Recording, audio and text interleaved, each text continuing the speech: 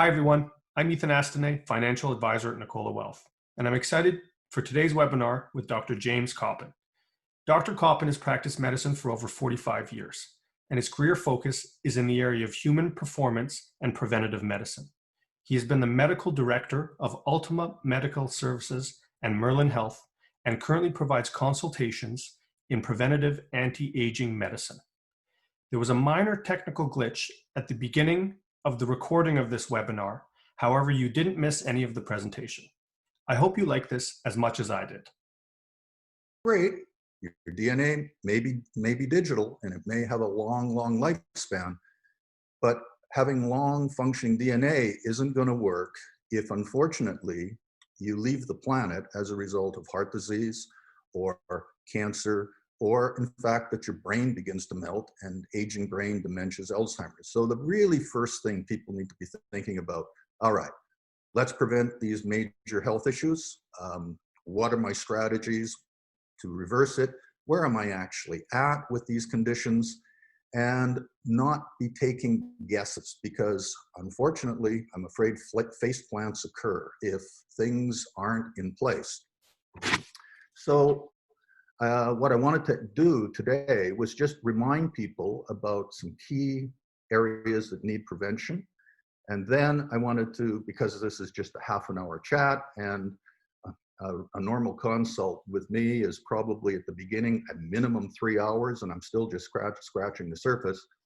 So I thought it'd be useful to just remind people about the key prevention things. Then secondly, focus in on 2 items that we use commonly in anti-aging evaluations, and then tie them in and bring it back to a useful take-home for people in light of the COVID corona issues we're dealing with, and how focus on these 2 things could be majorly preventative for any kind of corona concern. So hopefully give you a couple of new tools that you can use and give you a little awareness that conventional medicine, of course, is very powerful. And what we're talking about when we add on anti-aging medicine, we're not talking about alternative medicine. We're talking about adding on new strategies that are powerful and that are focused on, okay, what happens to a human when he's aging? What changes occur biochemically, physiologically, etc., and how we can enhance that and how we can help fix these things. Focus, bottom line, for anti-aging medicine is not just the what that conventional medicine evaluates, but the key focus is why. Why is this happening to me? Heart disease, aging brain, cancer. And what are the processes that occurred with aging that allowed that to occur? If we understand the why, then we can redirect things and allow the body's intelligence to correct them. Now, I was very fortunate as 20 years as the Air Canada medical director, and I had to look after a whole bunch of aging pilots. And it was just about the time that anti-aging medicine was moving to the forefront. We've been in existence 25 years now. And I was gifted with being able to help these gentlemen, as you can see, with the common signs of aging and their health issues, to help them maintain their careers, get back to work if they'd had a notable illness. And so I was able to practice and learn these techniques. So we have 3 big rules in anti-aging medicine. Number 1, don't get sick, which is what I want to highlight a bit today. Number 2, you don't want to get old. So there are all sorts of new techniques that can improve DNA function, improve cell function, and basically reverse the youthfulness or the aging process that's happening. And last thing, of course, you don't want to die. If you die, you leave the game. So what's the big issues for who dies? And as you can see, it's been the same for a number of years now. The big killer is heart disease, cardiovascular disease, and stroke. Cancer is now rapidly catching up.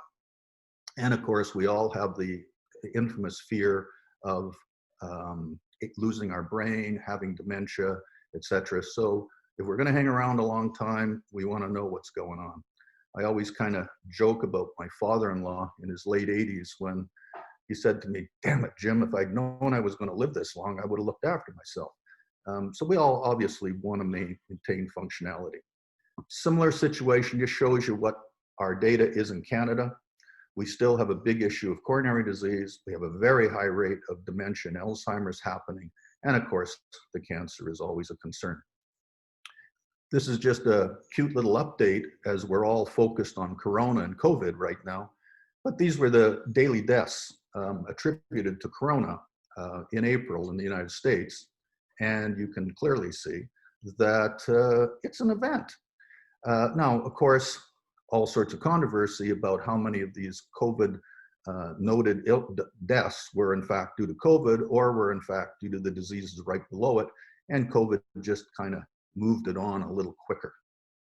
But we're going to focus on some things that are very preventative for aging, very preventative for heart disease, aging brain and cancer, but also, interestingly, really, really can protect you against the coronavirus. All right, we have an issue here. Apologize, I'm just having a screen that doesn't want to move on. We seem to be back on track. I apologize. So we're going to start with heart disease. And this became my focus at age 22, a long time ago, when my father died of a heart attack at an early age, and all my uncles had passed away in their 50s of heart disease and strokes. And I decided I better learn something about what causes heart disease, or I'm not going to be around very long. So I've had this major focus for a long time on how to prevent heart disease, coronary disease. And fortunately, here I sit at 70 with no evidence of any coronary disease that has presented. What's interesting is people are all focused on the traditional things that cause coronary disease. And of course, we know that it increases with age and certain issues. But in fact, as this slide points out, I'll summarize it. The most important thing for the amount of heart disease we get as a man was our testosterone levels. Free testosterone was a key indicator whether heart disease occurred. And very rarely when you see and get conventional workups for heart disease is anyone concerned about your hormone levels. So when you... Jim, I'm sorry to jump in here. Just wanted to let you know that your screen is not sharing right now. So if I could trouble you to give it another attempt, that'd be great. Thank you. I will. Thank you. Thank you very much. So I'm just talking about heart disease, of course, and the fact that testosterone levels were critical, and that these are the conventional concerns that we evaluate, when in fact, these are all the types of concerns that anti-aging medicine would look at. A complete different array of processes that lead to coronary disease.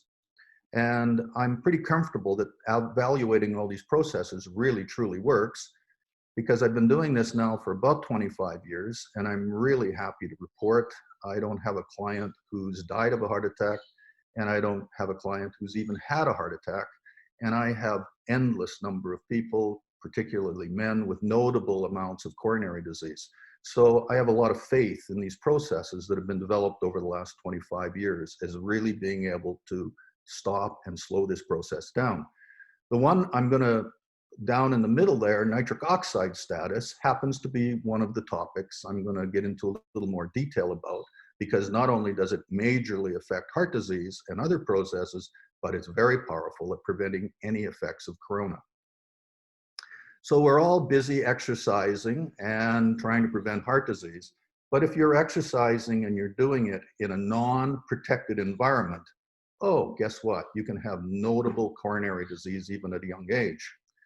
My son, one of his good colleagues from the national soccer team in the Whitecaps, Dominic Mobilio, managed to die of a heart attack at age 35.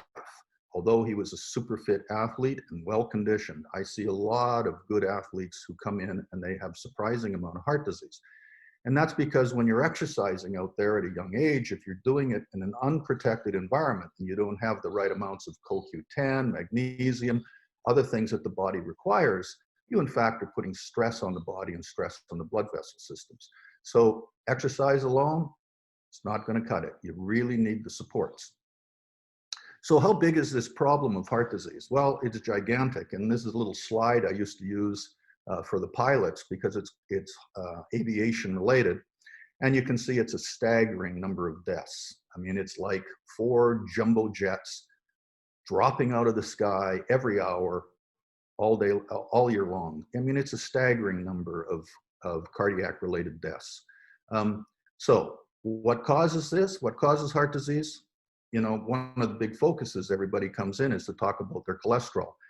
But in fact, cholesterol, I always refer to it as, yes, it's found at the scene of the crime, but it is absolutely not the perpetrators. It's what else is happening that leads to cholesterol stickiness, cholesterol oxidation, etc. It's not the cholesterol. And in fact, if you look at the best studies in the world, the higher your cholesterol, total cholesterol is, the longer you live. So what's one of the major players that I would like to focus on today is nitric oxide. And there's easy ways to check the nitric oxide levels of our body. And nitric oxide is a very powerful cell signaling system, and it controls many, many things. Of course, men become quite interested when nitric oxide begins to disappear because they're usually around 40 years old, and they're in asking about, what do you know about that blue pill? What do you know about Viagra? What do you know about Cialis?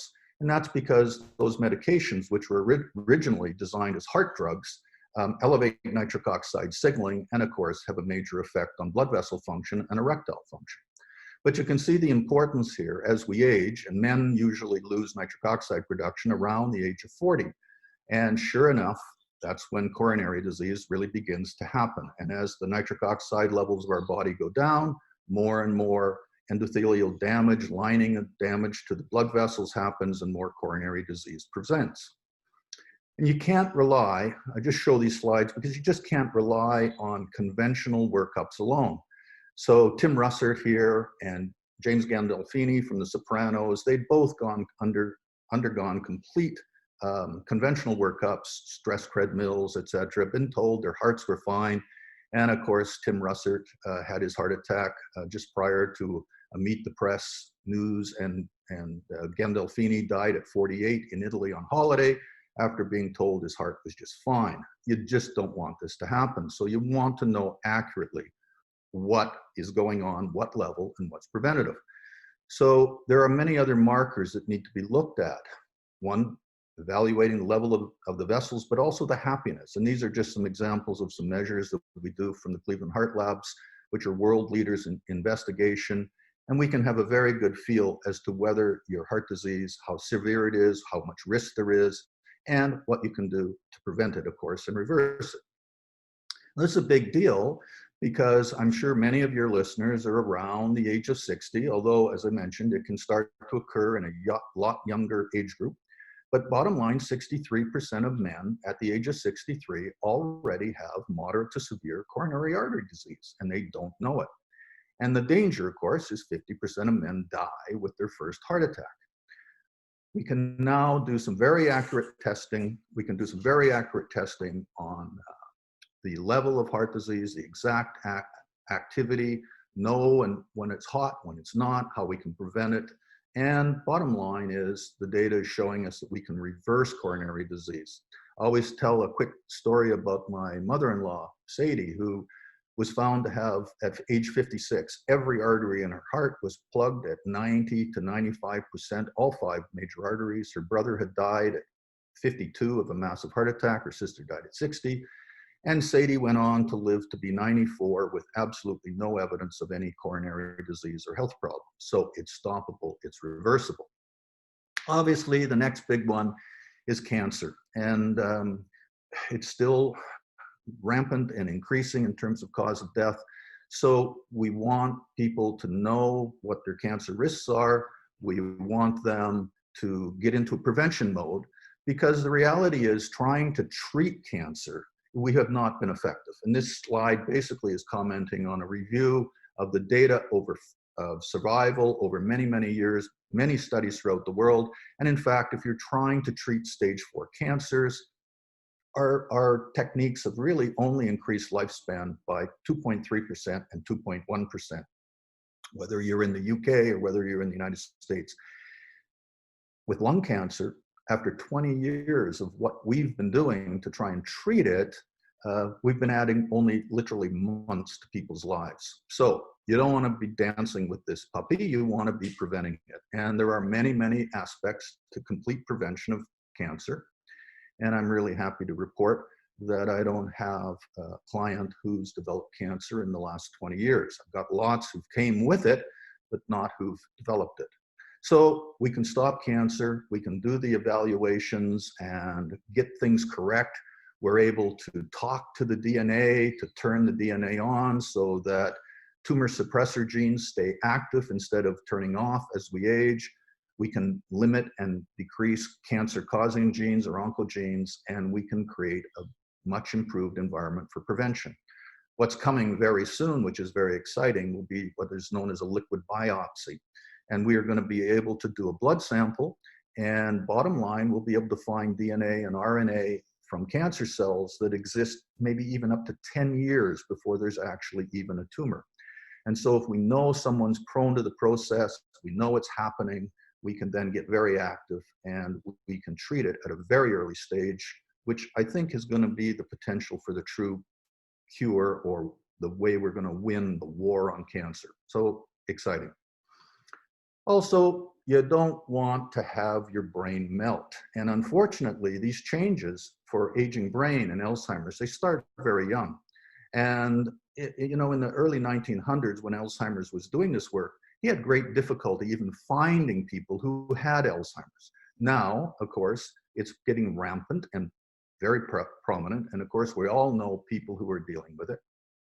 But there are signs way ahead. And we do some things called brain mapping that can tell us about the voltage and speed and rhythm and coherence of the brain. We can pick up brain aging changes easily 10 years before symptoms begin to arise.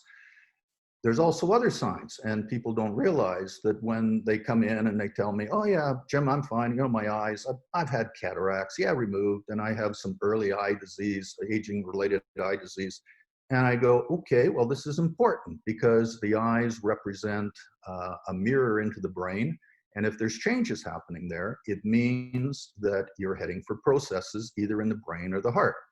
And I often ask people, would you rather have breast cancer or would you rather have age-related eye disease? Well, everybody says I'd rather have age-related eye disease, but in fact, the rate of death, as you can see, is around 11% in 6.5 years in people who have age-related eye disease because they have some other event. A cardiovascular event happens or their brain begins to demonstrate signs of degeneration.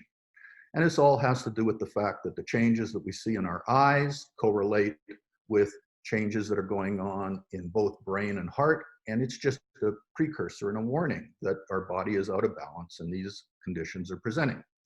They make the same kind of proteins in the eye that lead to these eye changes as happens in our brain that leads to dementia.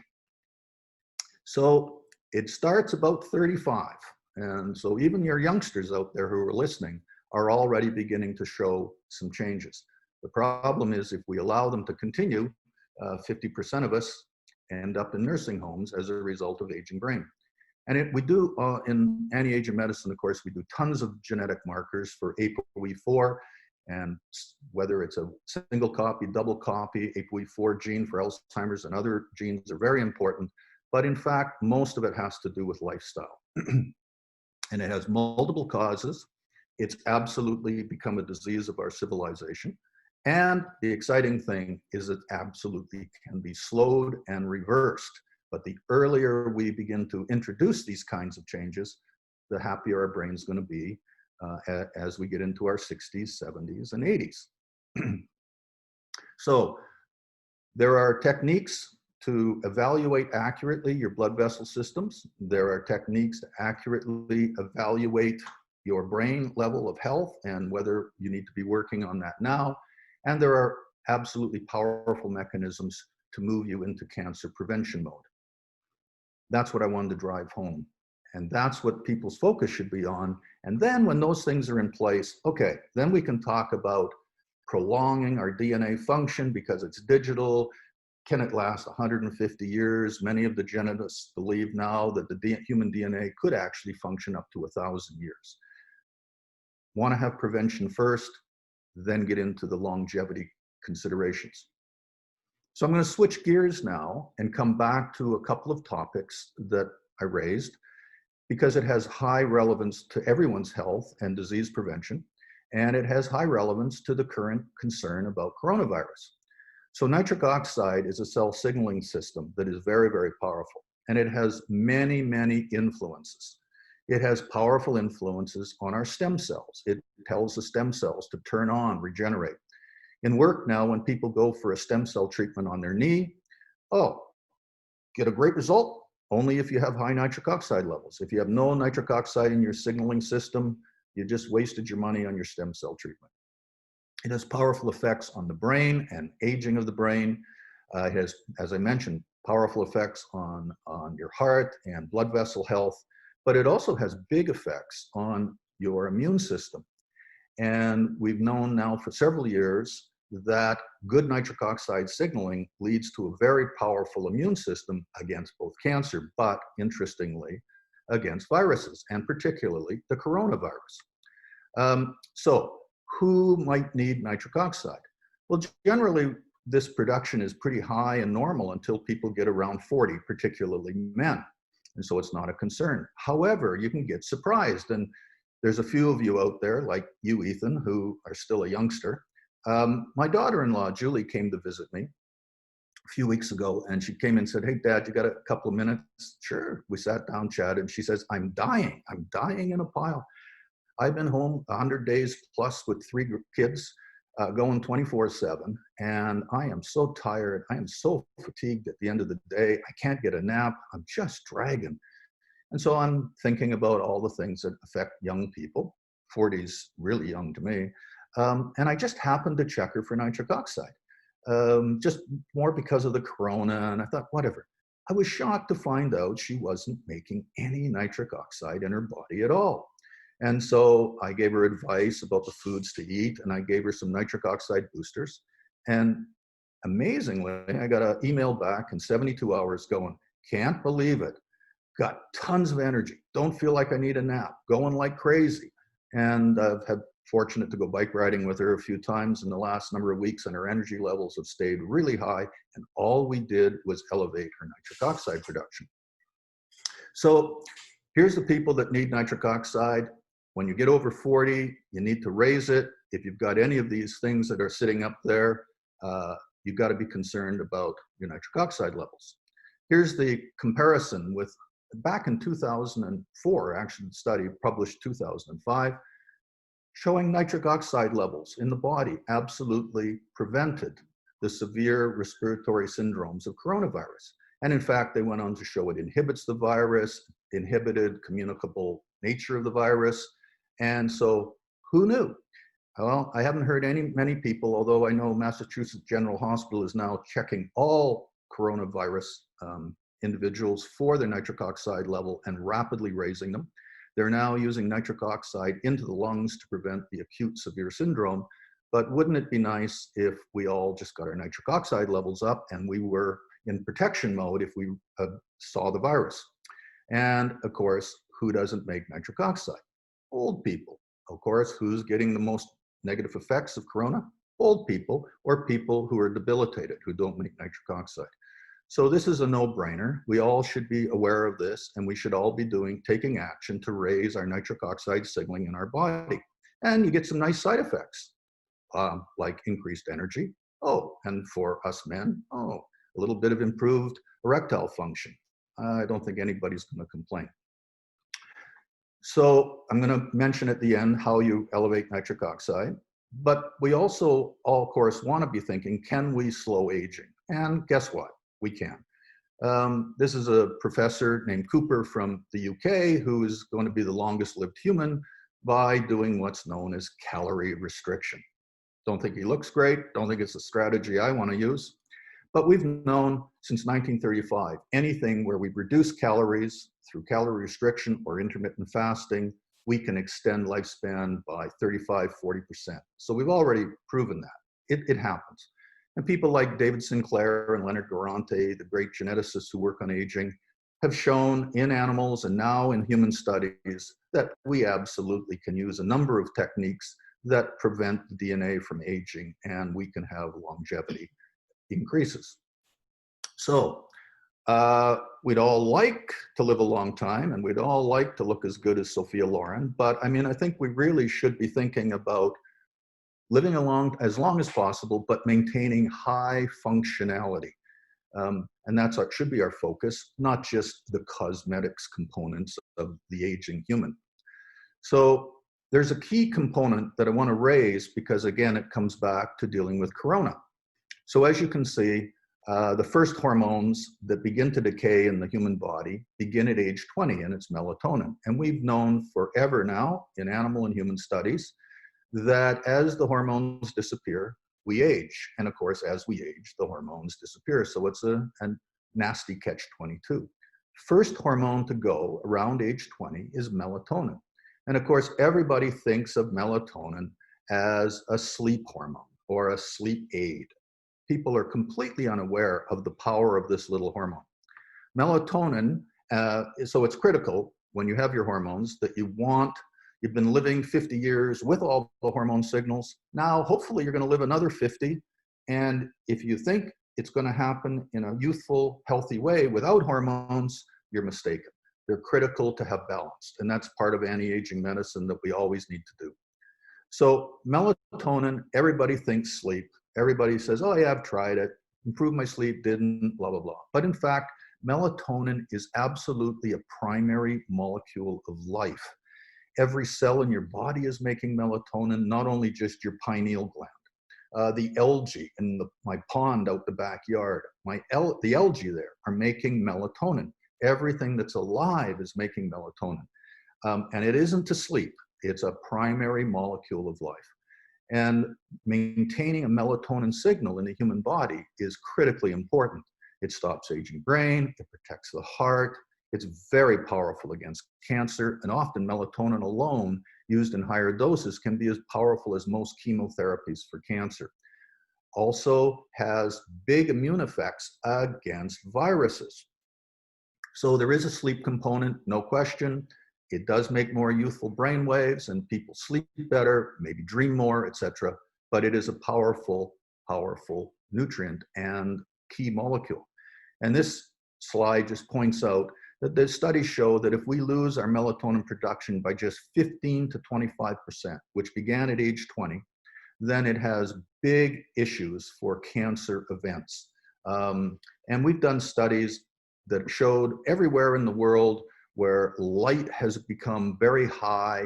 And of course, as you know, light into our eyes blocks melatonin production, which is why we make it at night when we're sleeping with our eyes closed in the dark. But everywhere in the world where light has increased, cancer rates have increased. Everywhere in the world where light has remained minimal and we're in very dark exposures, cancer rates have not increased anywhere near the same. So light pollution, big issue because of melatonin suppression. So this is a little technical slide that just came out of the UK last month. And you can see it's referencing melatonin over there on the right. And melatonin, all of these systems are what goes active during the coronavirus. And here's another slide that shows the multiple sites where melatonin interfaces with the body, preventing the cytokine storm of coronavirus. And what they've just proved in the UK is that if we have a nice melatonin signal, we do not get the high reaction in our lung from the coronavirus. So it's not the virus attacking your lung that does the damage, it's the virus being present and your immune system's response to the virus through a cytokine storm that creates high levels of fluid and inflammation in the lung. Fascinatingly, melatonin blocks that excessive cytokine storm. And in the UK, they're now recommending melatonin as a prevention for corona events and also as a therapy for those who've been exposed to corona.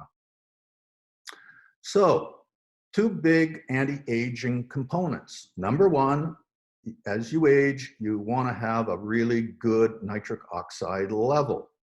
And we can measure it. We do a saliva test and we can evaluate it. But there are simple ways that you can take to ensure that it's being elevated.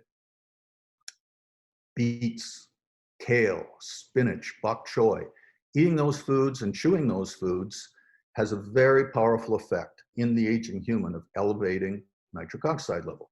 And you want to avoid using a mouthwash, because a mouthwash will block the effects of this nitric oxide production.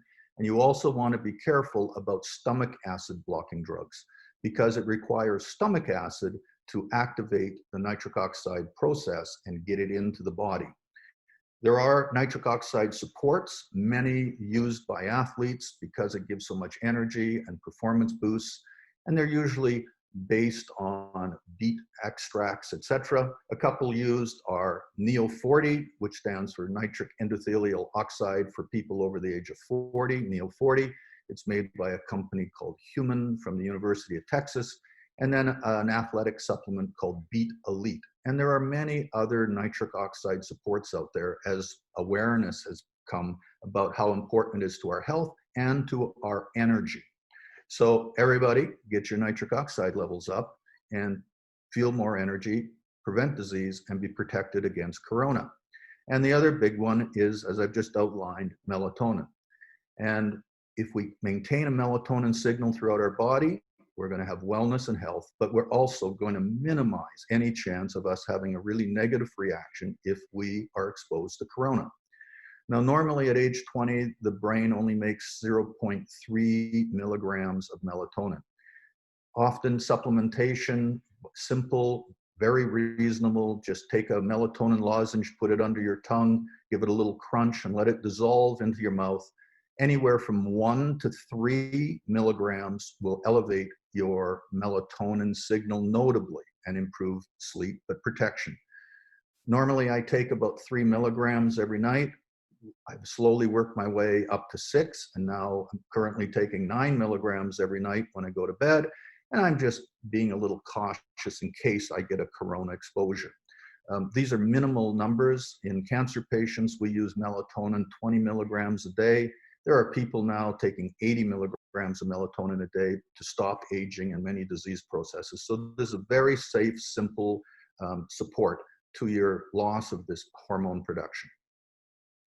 So bottom line, there's a couple of tips about aging and prevention of disease that also hopefully will be helping us with the corona exposure. Oh my God. So a couple minutes just to remind you about the whole aging process. I love this slide about aging because this was George Burns, of course, on his 100th birthday.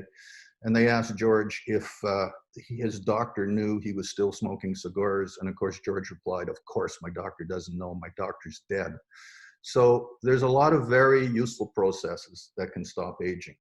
And when you look at this and you see people in seniors' homes, you're not looking at aging. What you're looking at is disease. That's not aging, that's disease. And I love to finish, if any of you have heard me speak for Nicola Wealth before, I've often showed this slide because it's very hard to show people something where, oh, your arteries look like this and now they're clean, or your brain used to look old, now it looks like this. So I always love to show a slide of Bob Del Montique, because you can see it physically, what happens if you do things right. I had the good fortune of knowing Bob prior to him dying of a brain tumor in his 90s. And he was a super fit young man, as you can see at age 17. And Bob ended up becoming a sports psychologist and worked with many people in the sports industry. And Bob always was a fit young man, but you can see at 67, he was beginning to show signs of aging. Now, any of us at 67 would probably love to look like Bob, but that wasn't satisfactory to him, and his mood was going down, his energy was going down, his libido was going down. And so Bob decided to roll up his sleeve and get to work with an anti-aging physician to increase his hormone balance, to work out what nutrients he needed because of aging, etc. And there you can see Bob at 80. Now, I always found it amazing to think that the aging human could achieve such a change physiologically. Well, here's Bob in his 80s. Now, did Bob work at this? Absolutely, because bodybuilding and weightlifting were a passion for him. And he was always a fitness guy. But this is what happened to Bob when he added the right strategies for aging. And he became quite a little icon in the world of weightlifting. This is Bob with one of the stars from Baywatch, and he became quite a celebrity in his mid 80s, late 80s. This is Bob in his late 80s, about 87, 88. And it's a fun slide because it shows Bob with two of the people he used to train. And the woman with him was 77 years old in this picture. And she hadn't started any athletic training until she was 67. So there she is, a 77-year-old woman. And the picture on the other side shows her with Bob and her daughter, who was 47 at the time. So there you go, same genetics, 47, 77. And it really shows that we can maintain a great functionality as we age. So there's your choices. Go that route, let aging and disease hit you, or take an anti-aging approach and try and maintain high functionality. And Ethan, I will stop there. And I always used to love this quote from Woody Allen about his mortality and immortality. And so I'd really like people to maintain their functionality and mortality and not have to do it through their work. So that's the end of my little formal presentation. When I'm driving home is people need to be in prevention mode. And then after that, they can give more focus and attention to the prolongation of life through maintaining DNA function as long as possible. Thank you, Dr. Coppin. That was excellent. And I was furiously taking notes while you were delivering your presentation. We have a number of questions that have come in, so I'm just going to read them in order. The first one, and you'll have to excuse if I butcher the names of some of these because they're medical terms that I'm unfamiliar with. But the question is, how do you feel about the use of rapamycin, metformin, etc.? And then there was also a list of other ones: ubiquinol, nicotinamide riboside, cannabidiol, CBD, and acetyl-L-carnitine. So I'm assuming these are very similar to nitrous oxide, no, other compounds? Completely different mechanisms. So let's take them one at a time. And of course, I can't possibly do them in any kind of detail. So the first one, rapamycin, is a medication now under the name of everolimus or sirolimus, and it's used to prevent rejection of transplanted organs, but it has very powerful anti-aging effects, and it works through the inhibition of a signaling system called mTOR, mammalian target of rapamycin. And this mTOR is a process that happens during the day where we grow cells and we enlarge muscle and we're in active growth.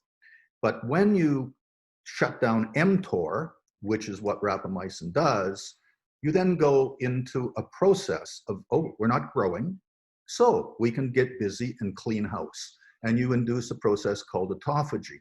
So when you're not in mTOR stimulation, you go into autophagy and you begin to get rid of the junk in the human body. You clean out all the cells so they work better. You enhance your mitochondria, your engines, so you can make new engines, better engines, and you have more cellular well-being. Now, there are many things that can block mTOR. Rapamycin is becoming well known. It's beginning to use in small doses once a week as a mechanism to stop aging. But there are many mTOR inhibitors. Most effective is intermittent fasting. When you're in an intermittent fasting state and you're not eating, the body goes into house cleaning mode. And there are multiple other mTOR inhibitors. Curcumin, resveratrol, etc. We could talk forever. So that's the background on rapamycin. What was the next one? The other one, there was a metformin. Metformin. Okay. So metformin, of course, has been around 50 plus years. And metformin was an diabetic drug. And what it does is it restores overcomes insulin resistance. So it restores the health of the insulin receptor, improves utilization of sugar, and helps get amino acids into the cell. But in a nutshell, metformin has many other effects inside the cell. It's anti-cancer. It does many other healthy cell signaling systems. Metformin is going to be the first drug that's been studied and allowed to be studied by the FDA for true anti-aging effects. What they actually discovered is all diabetics who'd been on metformin tended to live significantly longer than diabetics who weren't, and then similarly other people. Since last 10, 15 years, I've been using metformin in people with early signs of diabetes or diabetic tendency, because Harvard has proven that if you started early, you actually prevent the development of diabetes ever occurring. So metformin has the potential to prevent disease. It has a role as an anti-cancer agent, killing cancer stem cells, but it is truly looking like it is an anti-aging signal. And there are other ways to create that signal. There's a substance called berberine, which is totally natural, comes from the golden seal, and berberine is also very, very powerful at the same signaling systems as metformin. So metformin is a reasonable strategy in the right people. Sometimes there's some side effects like nausea and upset, so you have to adjust it. But yes, it has lots of rationale, and we are now going to have the first world large study on metformin as an anti-aging substance. So the next one, I think, was NMN or NAD riboside. Was that? Okay. I believe so. Yeah, so again, a lot of this is coming out for those who threw that question up. Is likely they've read the book Lifespan by David Sinclair. And it turns out that we've known for a long time that NAD, which is basically a derivative of niacinamide, vitamin B3 family, NAD has many, many powerful effects at multiple metabolic sites, multiple. And of course, what happens with aging is our body is less and less able to make NAD. But as we age, there are what is known as salvage pathways, pathways where the old body can still make it. And that's where NAD riboside can work, and NMN. They activate these salvage pathways, and boy, they raise the NAD level of the body. And NAD is very powerful because it can increase energy, it can make people feel better, joints feel better, healthier, etc. So there's a well-being component, but a big prevention component. The main difficulty with NAD is the data really shows that the real power comes when it's given intravenously. However, that's a bit of a challenging process, and it's uncomfortable. It's 4 hours and people don't feel great while it's happening, but it's very powerful. But taking NAD orally, or NMN orally, absolutely there's some well-being, activation of sirtuin genes, our survival genes, and an increased well-being. I think pretty well every aging scientist agrees that NAD plus or NAD riboside, NMN, is a healthy and very, very safe thing to be taking daily. And I think the next one was CBD, cannabinol. That's correct. Okay. So CBD, of course, is an amazing molecule, and it activates an area of our brain called the endocannabinoid center, and it also talks to endocannabinoid messengers throughout our body. And CBD always gets confused because, yes, it's found in small amounts in marijuana plants, but CBD is rapidly and easily extracted from hemp. CBD has no psychoactive component to it, so it's extremely safe to take. It's an amazing molecule that does multiple things throughout the body. In terms of interest, Dr. Joseph Maroon, who's a world famous brain surgeon, he no longer treats brain cancers by any kind of surgery or radiation. What he uses is high doses of CBD and a ketogenic diet and gets remarkably better results. So CBD has a role in signaling the immune system and has a role in preventing heart disease, keeping our nerves working, our brain working, and a small signal of CBD. You get an initial effect from 35 to 50 milligrams at night. No negatives, reduction of anxiety, improved sleep. And so research is carrying on CBD. It's going to be a very powerful molecule that we all can use to increase our wellness. And the world is getting a better understanding that this is not a marijuana THC signal. It is a completely different cannabinol. And I think the last one you mentioned was you're challenging this aging brain here with this list that I'm pulling. Acetyl L-carnitine, I think, was that the last one?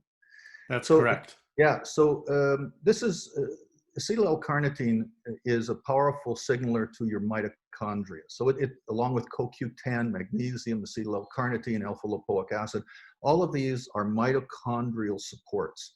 And many people believe that, of course, 95% of aging is the loss of our engines, our mitochondria. Our engines just start slowing down, wearing out. And so the more we can activate mitochondria to work better, the more we can give them longevity, they give us longevity. So acetyl L-carnitine falls into that category, has a bunch of other benefits, but number one is it helps mitochondria. But just taking it on its own, of limited benefit, absolutely. If you're going to use it, you use in a combination of CoQ10 and magnesium, acetyl L-carnitine, alpha lipoic acid, and you stimulate the mitochondria. You also do some things before that, which are really important, is before you take acetyl L-carnitine, you need to patch up the holes in the mitochondria. The mitochondria, they're engines, and when they're working, they burn holes in their membrane. And so if you take acetyl L-carnitine, it goes into the mitochondria, it just leaks out. So you got to patch up the mitochondria first for a few months, get the membranes all healthy, and then you got to fill them up with all the things mitochondria run on, which is one of them is acetyl L-carnitine. Thank you for remembering that entire list and for going through each of those individually. We've received a number of questions, and I think this is a very interesting one. I'll sum it up by just reading them because they're all related. Do the principles that you noted apply to women? Or more specifically, is there evidence or research that applies to women with respect to nitric oxide? There's been times I wonder whether women are from the same planet, but yes, no, I'm sorry, their physiology is identical, okay, and probably much superior to us men. What you really find with women's physiology is that they tend to have more vibrancy, more endurance. In other words, they tend to have everything break down 10 or 15 years later than us men, which is why, in general, we leave the planet a little sooner. But all the same chemistry, biochemistry is identical, and including nitric oxide. I brought up my daughter-in-law, Julie, because I was a bit surprised at her age, 40, she wasn't making nitric oxide, because most women would. But otherwise, the physiology is the same. The big important thing with women is the hormonal component, because we men, our hormones just slowly, steadily decay. So you and I are just slowly running out of testosterone and slowly running out of DHEA, and it's just going down slowly. And it helps us later in life that we have these signals. Unfortunately for women, they're doing great. They're doing great up until their late 40s, early 50s, mid 50s, and everything's great. All the hormone signals are around. Maybe they're a little unbalanced in perimenopause, but then they fall off a cliff and boom, when they lose their hormones and turn menopausal, then they lose major, major hormone signals rapidly. And that's when most women begin to get into health decay, heart-wise and other things. We now know that when women lose estrogen signaling in menopause, within 6 months, their heart is showing significant signs of change and damage. So women overall, better physiology than men. They live longer. They're tough, way tougher than us. I'm sure you've noticed. But they have this dilemma that when they crash hormonally, they crash big time. And that's a key time or earlier for them to come into balance, where we men, we just kind of slowly decay and lose our signaling. But otherwise, we're the same. You know, men are from Mars, women are from Venus, but we're the same. Very good. Thank you. You're welcome. The next question relates to nitric oxide as well, and it's a two-part question. The first is, how do we test our levels? And then the second is, when we've had enough kale and bok choy, where might we go to supplement? Okay. So we always known about nitric oxide signaling and how important it is. And now there is a very easy way for everyone to keep a check on their nitric oxide levels. And it's a salivary check. What we've discovered is the amount of nitric oxide in our saliva reflects quite accurately the amount of nitric oxide in our body. So people can, in fact, buy nitric oxide indicator strips. And at home, they can take a little saliva from their mouth, dab it on their finger, add it to the stick, and take a look. And it'll tell you whether you're depleted completely or whether your levels are low or suboptimal or optimal. So you actually can check and ensure that you're in the normal ranges. So one, you can do that. Second, the four foods that have been proven that elevate nitric oxide production and signaling from turning from nitrates into nitrites, and then with stomach acid turning into nitric oxide, are the beets, kale, spinach, bok choy. And I've been amazed. I've measured some aging women in their late 70s, 80s, and their nitric oxide levels are through the roof. And sure enough, they tell me, oh yeah, I love beets, I love spinach, eating them all the time. So you can maintain the levels through the foods. If you're not doing that by those food intakes, then you need to use some nitric oxide supports, as I mentioned. And endurance athletes, triathletes, Ironmen, they've been making their beet drink concoctions for years. So now on the market, there are many, many drinks and chewies that are nitric oxide supporters that have been proven to raise nitric oxide production in the body. And I mentioned the name of two from result of the research at University of Texas. One is called Neo 40, which are chewable tablets, not inexpensive, and then a drink called Beet Elite, both of which within 20 minutes can elevate nitric oxide signaling in the body. Wonderful. Thank Oh, you. you're welcome. We're getting a number of questions and requests for your contact information so that our listeners can engage in your consultative services. Okay. The easiest way, if people want to chat or find out more about what we do, is to contact my wife, Ellen, through Merlin, as in the magician, MERLIN, Merlin Health, at mac.com. And so if they're interested, send us an email, and Ellen will send you back some information or some other things to listen to which discuss more about the whole program. That would be the best. And then we'll just get back and see whether or not the connection's appropriate.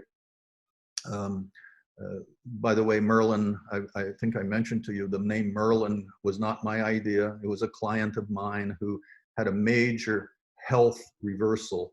And he said, you know, you're like the magician Merlin. You've made me feel so much better. So I think you should call your company Merlin Health. So that's where, and Merlin, of course, in history was supposed a magician that lived his life by getting younger and younger, a Benjamin Button effect. So that's where Merlin Health comes from. And it's just because if people apply these things really often, there's some real magic to their well-being. Very good.